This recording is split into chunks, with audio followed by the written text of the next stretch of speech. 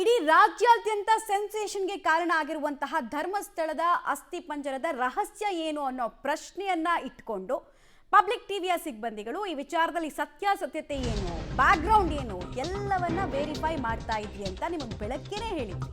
ಈಗ ಮುಂದುವರೆದು ಮತ್ತೊಂದು ಎಕ್ಸ್ಕ್ಲೂಸಿವ್ ಡೀಟೇಲ್ಸ್ ನಾವು ಕೊಡ್ತಾ ಇದ್ವಿ. ಇನ್ಫ್ಯಾಕ್ಟ್ ಧರ್ಮಸ್ಥಳ ಮಾಸ್ಕ್ ಮ್ಯಾನ್ ಕುರಿತಾದಂತಹ ಬಿಗ್ಗೆಸ್ಟ್ ಎಕ್ಸ್ಕ್ಲೂಸಿವ್ ಡೀಟೇಲ್ಸ್ ಇದು. ಅನಾಮಿಕ ದೂರುದಾರನ ಹುಟ್ಟೂರಲ್ಲಿ ನಿಮ್ಮ ಪಬ್ಲಿಕ್ ಟಿವಿ. ಅನಾಮಿಕ ದೂರುದಾರ ಮೂಲತಃ ಮಂಡ್ಯ ಜಿಲ್ಲೆಯವನು, ಮಂಡ್ಯದ ವ್ಯಕ್ತಿ, ಮಂಡ್ಯ ತಾಲೂಕಿನ ಗ್ರಾಮವೊಂದರ ನಿವಾಸಿ ಈ ಮಾಸ್ಕ್ ಮ್ಯಾನ್.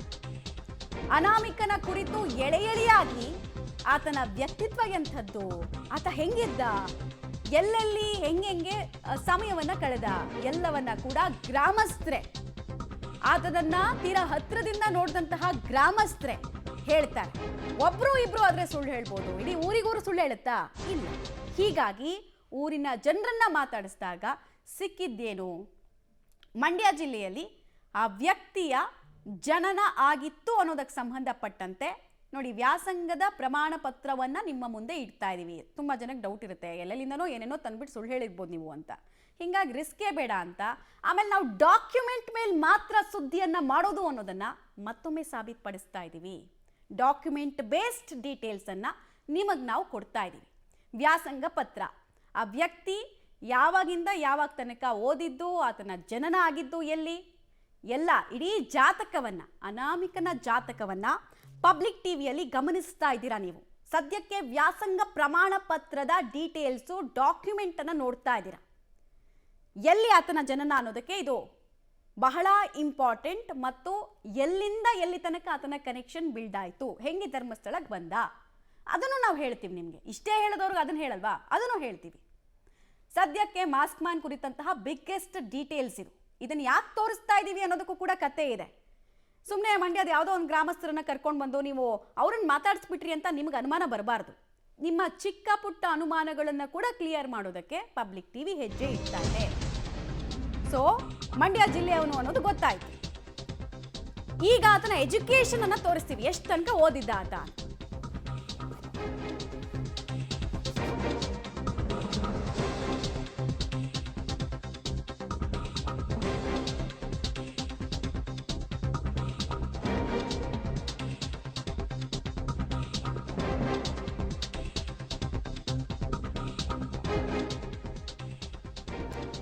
ಕಳೆದ ವರ್ಷ ಪಿತೃಪಕ್ಷದ ವೇಳೆ ಗ್ರಾಮಕ್ಕೆ ಅನಾಮಿಕ ವ್ಯಕ್ತಿ ಬಂದಿದ್ದಂತೆ. 3ನೇ ತರಗತಿ ತನಕ ಸ್ವಗ್ರಾಮದಲ್ಲೇ ಅನಾಮಿಕ ವ್ಯಕ್ತಿ ವಿದ್ಯಾಭ್ಯಾಸವನ್ನು ಮಾಡಿದ್ದ. 3ನೇ ಕ್ಲಾಸ್ ತನಕ ಓದಿದ್ದಾನೆ. ವ್ಯಾಸಂಗ ಪ್ರಮಾಣ ಪತ್ರವನ್ನು ತೋರಿಸಿದ್ವಿ. 94ರವರೆಗೂ ಕೂಡ ಮಂಡ್ಯದಲ್ಲೇ ಇದ್ದಂತೆ. ಗ್ರಾಮದಲ್ಲಿ ಉಂಡಾಡಿ ಗುಂಡನ ರೀತಿ ಇದ್ದ ಅನಾಮಿಕ ಅಂತ ಅವ್ರು ಗ್ರಾಮದವ್ರು ಹೇಳ್ತಿರೋದು, ನಾವಲ್ಲ.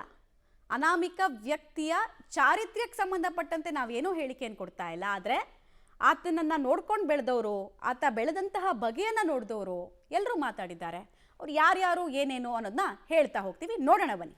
ಧರ್ಮಸ್ಥಳದ ತಲೆಬುರುಡೆ ಪ್ರಕರಣಕ್ಕೆ ಸಂಬಂಧಪಟ್ಟಂತೆ ಇವಾಗ ಬಂದಿರುವಂಥ ಮಾಸ್ಕ್ ಮ್ಯಾನ್ ಎಲ್ಲಿ ಅವನು ಎತ್ತ ಸಾಕಷ್ಟು ಪ್ರಶ್ನೆಗಳು ರಾಜ್ಯದ ಜನತೆಗೆ ಇರುವಂಥದ್ದು. ಇದೀಗ ಆತನ ಊರು, ಆತ ಆರಂಭದಲ್ಲಿ ಎಲ್ಲಿ ಹುಟ್ಟಿದಂಥದ್ದು, ಜೊತೆಗೆ ಅವನ ವಿದ್ಯಾಭ್ಯಾಸವು ಎಲ್ಲೂ ಕೂಡ ಹೇಗಾಯಿತು ಅನ್ನೋದಕ್ಕೆ ಕಂಪ್ಲೀಟ್ ಆಗಿ ನಾವು ಈಗ ಹೇಳ್ತಾ ಹೋಗ್ತೀವಿ. ಆತ ಮಂಡ್ಯ ಜಿಲ್ಲೆಯ ಒಂದು ಗ್ರಾಮದವನಾಗಿರ್ತಾನೆ. ಈ ಮಾಸ್ಕ್ ಮ್ಯಾನ್ ಬಗ್ಗೆ ಕೂಡ ಮಾತಾಡೋಕ್ಕೆ ಒಂದಷ್ಟು ಜನರು ಕೂಡ, ಅಂದರೆ ಈ ಗ್ರಾಮದ ಜನರು ಕೂಡ ನಮ್ಮೊಟ್ಟಿದ್ದಾರೆ, ಅವ್ರನ್ನ ಮಾತಾಡಿಸ್ತಾ ಹೋಗ್ತೀನಿ. ಯಜಮಾನ್ರೆ, ಈಗ ಧರ್ಮಸ್ಥಳದಲ್ಲಿ ಮಾಸ್ಕ್ ಹಾಕೊಂಡು ಬಂದಿರೋಂಥ ವ್ಯಕ್ತಿ ನಿಮ್ಮೂರವನ, ಇಲ್ಲಿ ಹೇಗಿದ್ದ ಅಂತೇಳಿ? ಇದೇ ಗ್ರಾಮದಲ್ಲಿ ವಾಸವಾಗಿದ್ದು, ಇದೇ ಜಾಗದಲ್ಲಿ ವಾಸವಾಗಿದ್ದು. ಅವನು ಮೋಸ್ಟ್ಲಿ ಒಂದು 3ರಿಂದ 4ನೇ ಕ್ಲಾಸ್, ಒಂದು 5 ಗಂಟೆ ಓದಿರ್ಬೋದು ಅಂತ ಅನಿಸ್ತದೆ. ಅವನು 7th ಇಲ್ಲಿ ವಾಸವಾಗಿದ್ದಂಥ ಇದರಲ್ಲಿ ಅವರ ತಂದೆ ತಾಯಿ ಎಲ್ಲ ಇಲ್ಲೇ ಇದ್ದರು ವಾಸವಾಗಿ. 3 ಜನ ಅಣ್ಣ ತಮ್ಮದಿರು. ಒಂದು ಹುಡುಗಿ ಇತ್ತು. ಆ ಹುಡುಗಿನ ಇಲ್ಲೇ ಕೆ ವಿ ಶಂಕರೇಗೌಡ ಗ್ರಾಮೀಣಾಭಿವೃದ್ಧಿ ಸಂಸ್ಥೆ ಸಾಮೂಹಿಕದಲ್ಲಿ ನಮ್ಮ CM ದೇವಪ್ಪ ಆಗ ಅವರ ನೇತೃತ್ವದಲ್ಲಿ ಮದುವೆ ಮಾಡಿದರು ಯಾರೋ ಹುಡುಗಿನ ಇಲ್ಲೇನೆ. ಮತ್ತು ಅಣ್ಣ ತಮ್ಮದಿರು ಒಬ್ಬ ಇಲ್ಲೇ ತೀರೋದ ಅಂತ ಕಾಣಿಸ್ತದೆ ಒಬ್ಬ. ಆಗ ಇಲ್ಲಿ 94ರವರೆಗೆ ಇಲ್ಲೇ ಇದ್ದ. 94ರಲ್ಲಿ ಇಲ್ಲಿ ಇದ್ದಾಗ ಇಲ್ಲಿಂದ ಅವನು ಧರ್ಮಸ್ಥಳಕ್ಕೆ ಹೋಗ್ತೀನಿ ಅಂದ್ಬಿಟ್ಟು ಹೊರಟೋದ್ರು. ಬಟ್ ಅವರ ತಂದೆ ತೀರ ಮೇಲೆ ಅಂತ ಕಾಣಿಸ್ತದೆ ಇಲ್ಲಿ. ಬಟ್ ಇವನು ಸ್ವಲ್ಪ ಅವನು ನೋಡಿದ್ರೆ ಭಾವ ನೋಡಿದ್ರೆ ಒಂಥರ ನಮಗೆ ಒಂಥರ ಅನ್ನಿಸ್ತಿತ್ತು. ಅವನು ಇಲ್ಲೇ ಕೆಲಸ ಮಾಡ್ಕೊಂಡು ಎಲ್ಲ ಇದ್ದ. ಆಗ ಓದನು ತಿರ್ಗಿ ನಮ್ಮ ಹತ್ರ ಇದು ಬರಲಿಲ್ಲ ನಮ್ಮ ಗ್ರಾಮಕ್ಕೆ. ಇಲ್ಲಿ 94ಕ್ಕೆ ಹೋದನು. ಕಳೆದ ಬಾರಿ ಪಕ್ಷಕ್ಕೆ ಬಂದಾಗ ಕಳೆದ ಬಾರಿ ಪಕ್ಷಕ್ಕೇನೋ ಬಂದು ಇಲ್ಲಿ ಊಟ ಗೀಟ ಮಾಡ್ಕೊಂಡು ಮತ್ತೆ ಕೊಡೆ ಕಜ್ಜಾಯ ಇಸ್ಕೊಂಡು ಹೋದ್ನಂತೆ. ಇಲ್ಲಿ ಸುಮಾರು ಮನೆಗಳಲ್ಲಿ ಇಸ್ಕೊಂಡು ಹೋಗೋಣ. ಈಗ ನಮ್ಮ ಮನೇಲೂ ಬಂದು ಕೇಳೋರು, ನಮ್ಮ ಮಿಸ್ಸಸ್ಸೇ ಕೇಳಿದಾಗ ಎಲ್ಲಿದೆಯಪ್ಪ ಅಂದಾಗ ನಾನು ತಮಿಳ್ನಾಡಲ್ಲಿ ಇವನಿ ಅಂತ ಅಂದಂತೆ. ಇದೆಲ್ಲಪ್ಪ ಧರ್ಮಸ್ಥಳದಿಂದ ಹೋಯ್ತೀನಿ ಅಂತ ಹೋದನು, ನೀನು ತಮಿಳ್ನಾಡು ಅಂತೀಯಲ್ಲ ಅಂತ. ಇಲ್ಲೆಲ್ಲ ನಾನು ಹೊರಟೋದೆ ಊರಿಗೆ ಅಂತ ಅವನು ಹೇಳೋನೆ. ಯಾವುದು ಕಳೆದ ಬಾರಿ ಇಲ್ಲಿ ಪಕ್ಷಕ್ಕೆ ಬಂದಾಗ ಅಮಾವಾಸ್ಯೆ ಹಬ್ಬಕ್ಕೆ ಅವ್ನು ತಿರ್ಗಾ ನಮಗೆ ಅವ್ನು ನೋಡುವಿಲ್ಲ, ಇದು ಮಾಡುವಿಲ್ಲ, ಇಲ್ಲೇ ಕೆಲಸ ಮಾಡ್ಕೊಂಡು ಮಾತ್ರ ಇದ್ದರು ಅವರು ಅಷ್ಟೇ. ಈಗ ನಮ್ಗನ್ನಿಸ್ತದೆ ಯಾಕೆ ಪಾಪ ಧರ್ಮಸ್ಥಳ ಒಳ್ಳೆ ಪವಿತ್ರವಾದ ಕ್ಷೇತ್ರ, ಅದು ಇದು ಯಾಕೆ ಹಿಂಗೆ ಮಾಡಿದ್ರೆ ನಮಗೆ ಅರ್ಥ ಆಯ್ತಲ್ಲ. ಅವ್ನು ನೋಡಿದಾಗ ಸುಮಾರು ನಮ್ಗೆ ಅನ್ನಿಸ್ತು. ಇಲ್ಲಿ ಹೋದವ್ರಿಗೆಲ್ಲ ಸುಮಾರು ಜನ ಕೇಳ್ತಿದ್ದಂತೆ, ಇಲ್ಲಿ ಧರ್ಮಸ್ಥಳ ಹಿಂಗೆಲ್ಲ ನಡೀತಾರೆ ಅಂತ ಹೇಳ್ತಿದ್ದಂತೆ.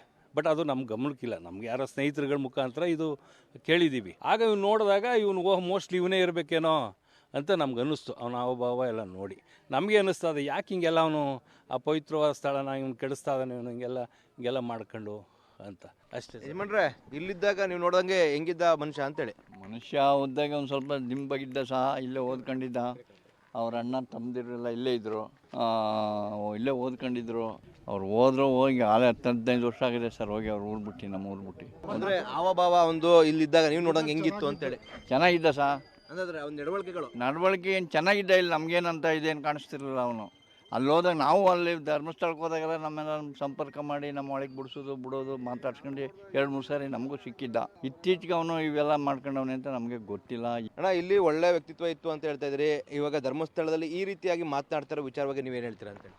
ಅದು ಶುದ್ಧ ತಪ್ಪು. ಅಂದರೆ ಅವ್ನು ಮಾತಾಡ್ತಲ್ಲ, ಅವನಿಂದ ಯಾರೋ ಪಿತೂರಿ ಷಡ್ಯಂತ್ರ ಮಾಡಿ ಇವನ್ನ ಮಾತಾಡ್ಸ್ತವ್ರೆ. ಅವನಿಂದ ಬೇರೆ ಯಾವುದೋ ಕಾಣದ ಕೈಗಳು ಭಾರಿ ಕೆಲಸ ಮಾಡ್ತಾಯಿದೆ. ಅವ್ರ ಕುಟುಂಬದ ಇಲ್ಲೆಲ್ಲ ಹೇಗಿತ್ತು ಅಂತೇಳಿ ಈ ಭಾಗದಲ್ಲಿ ಅವರು ವಿಎಸ್ಟೆಂಟ್ ಆಗಿ ಅತ್ಯುತ್ತಮ ಕೆಲಸ ಮಾಡ್ತಿದ್ರು. ಅವ್ರ ಮಕ್ಕಳೆಲ್ಲ ಸ್ವೀಪರ್ ಕೆಲಸ ಮಾಡ್ತಿದ್ರು, ಚೆನ್ನಾಗಿದ್ರು ಇದ್ದಷ್ಟು.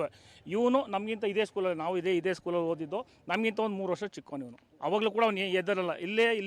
ಇಲ್ಲಿಂದ ಅವ್ನು ಹೋದಾಗ ಒಂದು 18-19 ವರ್ಷ ಇರಬೇಕು. ಅಂದರೆ ಅಲ್ಲಿವರೆಗೂ ಏನೋ ಉಂಡಾಡಿ ಗುಂಡಂಗೆ ಇಲ್ಲಿದ್ದ.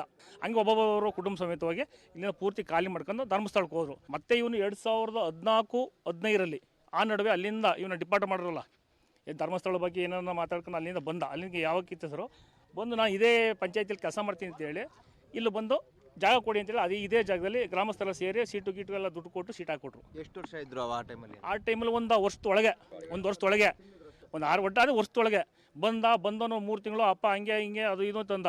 ಕೊನೆಗೆ ಪಂಚಾಯತಿ ಸದಸ್ಯರಿಗೆ ಅವಾಜ್ ಹಾಕೋತಾರೆ, ನಾನು ಕೆಲಸನೇ ಮಾಡಲ್ಲ, ಫಸ್ಟ್ ಈ ಸೈಟ್ ನಾನು ಬರ್ಕೊಡ್ರಿ ಆಮೇಲೆ ಮಾಡ್ತೀನಿ ಅನ್ನೋದು. ಈ ಥರ ಅವ್ರಿಗೆ ಅವಾಜ್ ಹಾಕೋ ಮಾಡಿದ್ರೆ ಎಲ್ಲ ಗ್ರಾಮಸ್ಥರು ಮಾಡ್ರೆ ಎಲ್ಲ ಸೀಟ್ ಕೊಟ್ಟಿದ್ದು ಇವರೇ ತಾನೆ, ಇವರೆಲ್ಲ ಖರ್ಚು ಮಾಡಿರಲ್ಲ. ನೀವು ಖಾಲಿ ಮಾಡೋ ಸೀಟನ್ನು ಕಿತ್ತು ಮಾಡಿಕೊಂಡ್ರು, ಊರು ಖಾಲಿ ಮಾಡ್ಕೊಂಡು ಹೊಲ್ಟಾ ಹೋತು ಅವನು. ಧರ್ಮಸ್ಥಳದಿಂದ ಹೋಗಿ ಬಂದಾಗಲೂ ಕೂಡ ಅವನ ನಡವಳಿಕೆ ಚೇಂಜ್ ಆಗಿತ್ತು. ಇಲ್ಲಿ ಮೊದಲಿದ್ದಕ್ಕೂ ಇಲ್ಲಿ ಹೋದಾಗ ಅವ್ನಿಗೆ ಒಂದು 20 ವರ್ಷ, ಅಲ್ಲಿಂದ ಬರೋದು ಕಾಲೇ ಅವ್ನಿಗೆ 43-44 ವರ್ಷ ಆಗಿತ್ತು ಮಾಸ್ ಮ್ಯಾನ್ಗೆ. ಈಗ 44 ಆಗಿದೆ. ಆಗ ಅವ್ನು ಇಲ್ಲಿ ಬಂದಾಗ 36-37 ವರ್ಷ. ಇಲ್ಲಿದ್ದಾಗ ಸುಮ್ಮನೆ ಉಂಡಾಡಿ ಗುಂಡಂಗೆ ಅಲ್ಲೆಲ್ಲ ಆಡ್ಕೊಂಡು ಚೆನ್ನಾಗಿದ್ದ. ಅವ್ನು ಇಲ್ಲಿವರೆಗೆ ಇಲ್ಲಿದ್ದಾಗ ದುಡ್ದೋನಲ್ಲ ಅವನು. ಅಲ್ಲಿಗೆ ಹೋಗಿ ಇಲ್ಲೇ ಅವ್ನು ಮದುವೆ ಆಗಿತ್ತು, ಚಿಕ್ಕ ವಯಸ್ಸಿಗೆ ಮದುವೆ ಆಯಿತು. ಅವ್ನಿಗೆಲ್ಲ ಹೆಚ್ಚು ಕಮ್ಮಿ 3-4 ಜನ ಹೆಂಡ್ತಿಯರು ಆಗಿರಬೇಕು ನಮ್ಮ ಮನುಷ್ಯಕ್ಕೆ. ಇಲ್ಲಿ ಲಾಸ್ಟ್ ಟೈಮ್ ಬಂದಾಗ 3ನೇ ಹೆಂಡ್ತಿ ಅಂತಿದ್ದ. ಎಷ್ಟಲ್ಲೇ 2014-15 ಬಂದಾಗ 3ನೇ ಹೆಂಡ್ತಿ ಅಂತ ಅಂತಿದ್ದ. ಅವಳು ಕೂಡ ನೆಲೆಯಲ್ಲ ಎಲ್ಲೋನು. ಇಲ್ಲೂ ಕೂಡ ಬಂದಾಗ ಈ ಕೆಲಸ ಮಾಡ್ಬಿಡ್ತೀನಿ, ಅದು ಮಾಡ್ತೀನಿ, ಇದು ಮಾಡ್ತೀನಿ, ಏನೂ ಮಾಡ್ತಿರ್ಲಿಲ್ಲ. ಅವನೇನು ಗೊತ್ತಾ, ಬರಬೇಕು ಇಲ್ಲೊಂದು ಸೈಟ್ ಕೊಟ್ಬಿಟ್ರೆ ಸೈಟ ಒಂದು 6 ತಿಂಗಳಿಂದ ಮಾರ್ಬಿಟ್ಟು ಹೋಗುವ ಈ ಥರ ಪ್ಲ್ಯಾನ್ ಮಾಡ್ಕೊಂಡು ಬರೀ ಅವನು ಸುಳ್ಳು. ಅವ್ನು ಮಾತಾಡ್ತಾರೆ ಬರೀ ಸುಳ್ಳೆ. ಇದಾ ನಾನು ಮಾಡ್ಬಿಡ್ತೀನಿ ಅಂದು ಏನೂ ಮಾಡ್ತಿರ್ಲಿಲ್ಲ. ಅವನು ಒಂದಡಿ ಗುಂಡಿ ತೆಗೆಯುವಷ್ಟು ಅವನಿಗೆ ಪ್ಲಾನ್ ಇಲ್ಲ. ಬರೀ ಉಣ್ಬೇಕು, ತಿನ್ನಬೇಕು, ತಿರುಗಾಡಬೇಕು, ಏನಾರು ಸಿಕ್ಕೋದು ದೋಚಬೇಕು. ಯಜಮಾನ್ರೆ, ನೀವು ನೋಡಿದಂಥ ವ್ಯಕ್ತಿ ಇದೀಗ ಧರ್ಮಸ್ಥಳದಲ್ಲಿ ಒಂದು ಅನಾಮಿಕನಾಗಿ ಕಾಣಿಸ್ಕೊಂಡು ಈ ರೀತಿ ಮಾತನಾಡ್ತಾರ ಬಗ್ಗೆ ನೀವೇನು ಹೇಳೋಕ್ಕೆ ಇಷ್ಟಪಡ್ತೀರಾ ಅಂತೇಳಿ? ಸರ್, ನಾವು ಆ ಥರ ನಡ್ಕೊಂಡಿರಲಿಲ್ಲ ಇಲ್ಲಿ ಅವನು. ಏಕೆ ನಮ್ಮ ಪಂಚಾಯತಿನಲ್ಲಿ ನಾನೇ ಪಂಚಾಯತಿ ಅಧ್ಯಕ್ಷನಾಗಿ ಅವನಿಗೆ ಸಂಬಳ ಕೊಟ್ಟಿದ್ದೀವಿ. ಇಲ್ಲಿ ಸ್ಲೀಪರ್ ಕೆಲಸ ಮಾಡ್ಕೊಂಡಿದ್ದ. ಅವ್ರ ಅಪ್ಪರಾದಮೇಲೆ ಇವರು ಎಲ್ಲ ಅಣ್ಣ ತಮ್ಮದಿರು ಎಲ್ಲ ಕೆಲಸ ಮಾಡ್ಕೊಂಡಿದ್ರು, ಸಂಬಳ ತಗೋತಿದ್ರು, ಕೆಲಸ ಮಾಡ್ತಿದ್ರು. ಈ ಮಧ್ಯ ಸಂಬಳ ಕಮ್ಮಿ ಕೊಡ್ತೀರಿ, ಹಂಗೆ ಮಾಡ್ತೀರಿ, ಹಿಂಗೆ ಮಾಡ್ತೀರಿ ಅಂತ ಸುಮ್ಮನೆ ಕೇಕ್ ಮಾಡ್ಕೊಂಡು ನಾನು ಅಲ್ಲಿ ಮಾಡೋದು ಇಲ್ಲಿ ಮಾಡೋದು ಕರ್ಕೊಂಡು ಹೊಂಟೋಗೋದು. ಇವನು ಎಲ್ಲಿ ಬೇಕಲ್ಲಿರೋದು, ತಿರ್ಗಾ ವಸಿ ಬರೋದು, ತಿರ್ಗಾ ಅಲ್ಲೇ ಧರ್ಮಸ್ಥಳದಲ್ಲಿ ಇವನೇನೋದು ಹಿಂಗೆಲ್ಲ ಇಲ್ಲಿ ಜಾಸ್ತಿ ದಿನ ಇರ್ತಿರಲಿಲ್ಲ ಸರ್. ಇಲ್ಲಿ ಹಾಗೆ ಮಾಡ್ಕೊಂಡು ಹೊಂಟೋಗುತ್ತೆ. ತಿರ್ಗಾ ನಾವು ಎಲ್ಲಾರ ಸಿಕ್ಕದೆ ಧರ್ಮಸ್ಥಳದಲ್ಲಿ ನೀವು ಸರ್ ಹಂಗೆ ಸಹ ಹಿಂಗೆ ಸಹ ಅನ್ಕೊಂಡು ಇಲ್ಲಿ. ಈಗ ಧರ್ಮಸ್ಥಳದ ಬಗ್ಗೆ ಈ ರೀತಿ ಮಾತನಾಡ್ತಾ ಇರೋದ್ರ ಬಗ್ಗೆ ಏನು ಹೇಳ್ತೀರಾ ಅಂತೇಳಿ? ಈ ಥರ ಮಾತಾಡ್ತಾನೆ ಅಂತ ನಾವು ತಿಳ್ಕೊಂಡಿರಲಿಲ್ಲ ಸರ್. ಆ ಥರ ಅವನೇ ಈಗ ಕಣ್ಣಿಗೆ ಏನೇನೋ ಕಟ್ಬಿಟ್ಟವ್ರೆ, ಆಳು ಬದಲಾಗೋನು, ಆಳು ಜೈತಾಗೋನೆ. ನಾವು ರಾತ್ರಿನೂ ನೋಡಿದೆ ಟಿ ವಿನಲ್ಲಿ ತೆಗಿತಿದ್ದಾಗ. ಆ ಥರ ಇರುವಾಗ ನಾವು ಇವನೇ ಅಂತಲೇ ಕಂಡುಹಿಡಿಯೋಕ್ಕಾಗಲ್ಲ. ಆದರೆ ಈ ಥರ ಮಾಡ್ತಾರೆ ಅಂತ ನಾವು ಅಂದ್ಕೊಂಡಿರಲಿಲ್ಲ. ಆದರೆ ಅಂಥ ಸ್ಥಳಕ್ಕೆ ಹೋಗಿ ಇವ್ರು ಹೆಂಗೆ ಇರಬೇಕಾಗಿತ್ತು ಅಂಥ ಸ್ಥಳದಲ್ಲಿ ಹೋಗಿ ಇವರು ಇಂಥ ಕೆಟ್ಟ ಅಪವಾದ ಮಾಡೋದು ನಮಗೆಲ್ಲ ಅಸಮಾಧಾನ ಸರ್. ಇದಿಷ್ಟು ಇಲ್ಲಿನ ಗ್ರಾಮಸ್ಥರ ಮಾತಾಗಿರುವಂಥದ್ದು. ಅಂದರೆ 1994ರವರೆಗೆ ಈತ ಏನು ಅನಾಮಿಕ ಏನಿದ್ದ ಆತ ಇದೇ ಊರಿನಲ್ಲಿ ಹುಟ್ಟಿ ಬೆಳೆದಂಥದ್ದು, ಎಲ್ಲವೂ ಕೂಡ ಇದ್ದ. ಅದಾದ ನಂತರವಾಗಿ ಇವರ ಫ್ಯಾಮಿಲಿ ಎಲ್ಲವೂ ಕೂಡ ಧರ್ಮಸ್ಥಳಕ್ಕೆ ಹೋಗ್ತು. ಅದಾದ ಬಳಿಕವಾಗಿ ಧರ್ಮಸ್ಥಳದಲ್ಲಿ ಒಂದಷ್ಟು ವಿಚಾರವಾಗಿ ಗಲಾಟೆ ಮಾಡಿಕೊಂಡು ಅಲ್ಲಿ ಕೆಲಸ ಬಿಡ್ತಾನೆ.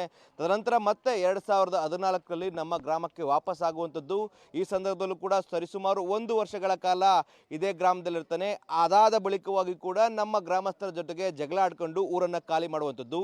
ಇದೀಗ ಮತ್ತೆ ಅನಾಮಿಕನಾಗಿ ಪ್ರತ್ಯಕ್ಷನಾಗಿದ್ದಾನೆ. ಧರ್ಮಸ್ಥಳದ ಬಗ್ಗೆ ಈ ರೀತಿಯಾಗಿ ಮಾತನಾಡುವಂಥದ್ದು ಎಷ್ಟರ ಮಟ್ಟಿಗೆ ಸರಿ, ಈ ರೀತಿಯಾಗಿ ಮಾತನಾಡುವಂಥದ್ದು ಸರಿಯಲ್ಲ ಅಂತ ಕೂಡ ಗ್ರಾಮಸ್ಥರು ಕೂಡ ಹೇಳ್ತಾ ಇರುವಂಥದ್ದು. ಕ್ಯಾಮ್ರಾ ಪರ್ಸನ್ ವಿನೋದ್ ಜೊತೆ ರೋಹಿತ್ ದೇವರಹಳ್ಳಿ, ಪಬ್ಲಿಕ್ ಟಿವಿ, ಮಂಡ್ಯ.